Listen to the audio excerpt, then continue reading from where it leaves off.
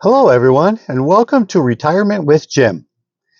This is a channel that is I look at my personal journey into retirement and giving you tips and insights into what I've done and experienced, and be able to maybe help you with some of your thoughts and what you might be planning on doing. So, if you like my content, please feel free to hit the like, subscribe, share button. I would love to hear your comments, subjects and topics you would like me to possibly discuss in future videos. So feel free to leave the comments. I love to hear from you. So with that, let's go ahead and get started. So today we're going to talk about, do you have an emergency fund? So if you don't, why? Because you really need one.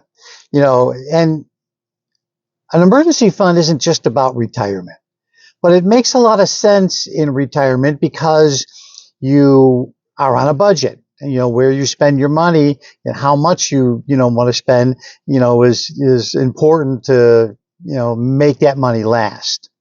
So, my car crapped out on me, on a Monday, on Sunday. And turned out that my battery, I had to get a jump start. I went to the grocery store. It was late in the evening, and I came out, and that was it. Click, click, click, click. Oh, man. And, of course, I called my wife. I only got one vehicle. I'm like, okay, we got to figure this out. So turns out that through my insurance, I've got Allstate, and I had roadside assistance. So first time using it, went on the app. Put in my name and my zip code to verify who I was, and the app worked like a charm. After that, you need a tow, a jump, and I said I needed a jump, and within 20 minutes, someone was there to get me started. So the app itself worked beautifully. Oops, sorry about that.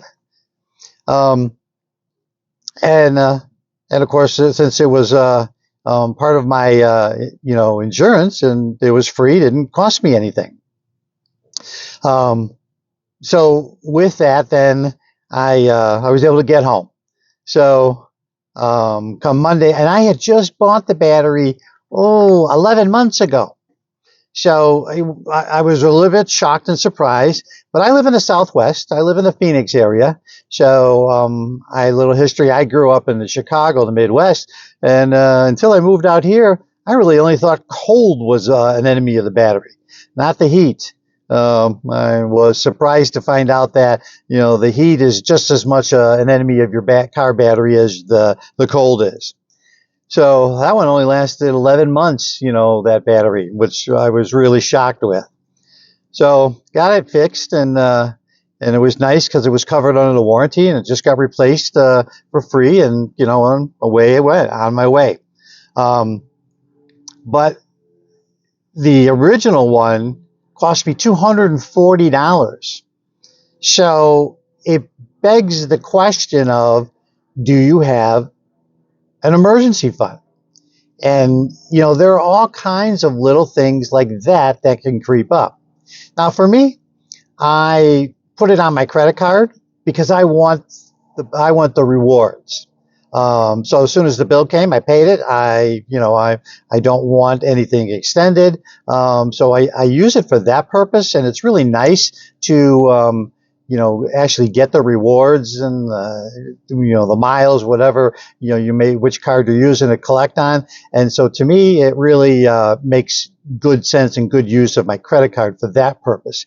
But don't have any money on my credit cards, and so I like to keep it that way. All my debts are paid off, and so I would tell you that having the use of the credit card is a good thing, but you don't want to put your emergency funds, issues on your credit card, because that can really hurt you financially. So what do you have in terms of an emergency fund? Do you have one? And you should look at your expenses, and your expenses should be, okay, then an emergency fund should be about 3 months worth of your expenses. And although it might be challenging to first, get it started and get going. Once you do, you will be happy because, then you're able to take care of that. And let's face it, there's always going to be little things that come up. Your refrigerator goes out, the dishwasher, garbage disposal, problems maybe with your air conditioner, your furnace. Hopefully you've got a warranty on the air conditioner for your house, because that's can be quite costly. The same holds true for, a furnace, things of that sort.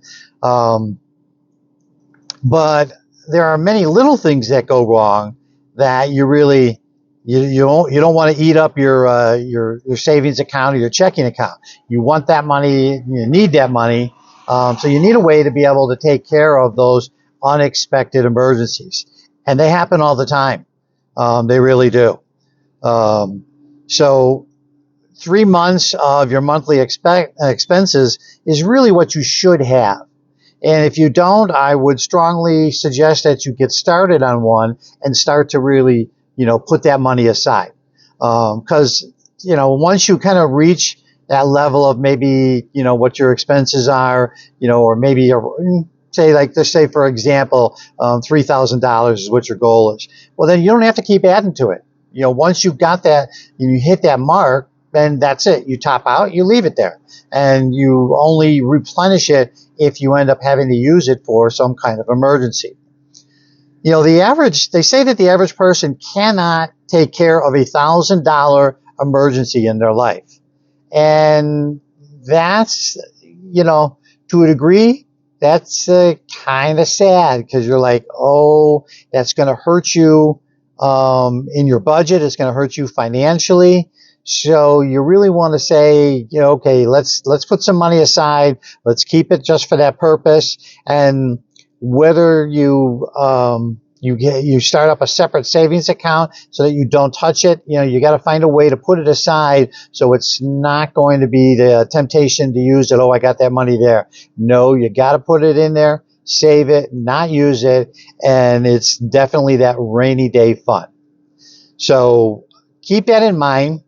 Like I said, that battery cost me $240, 11 months ago when I bought it. And the cost of things with inflation and everything else, you really need to have that fund, because it's just amazing, what things cost. Now I'm sure you could look at that and say, I could, for instance, on the battery, I could have gone to AutoZone and purchased one for cheaper and put it in myself. But I've gotten to a stage in my life where I'm going, I don't want to do that. I'll pay somebody else to put the battery in. You got to take part of the cowling apart in the front, get into the compartment, and then get it out of the bracket. There was more work in there than I was willing to do. So I'm happy to pay someone, and it was well worth it, in that sense. Can I get a cheaper alternative? Sure you can. You always want to do your research and get the best you can for your money. But keep in mind, though, with inflation, things are, they're costly. And you are, not going to find things that are just going to be done cheaply nowadays. Really, an expense, to be able to, get through that even small emergency. So keep that in mind. If you don't have one, get one started. Highly recommend it, and with that, I'm going to say I will see you in the next one.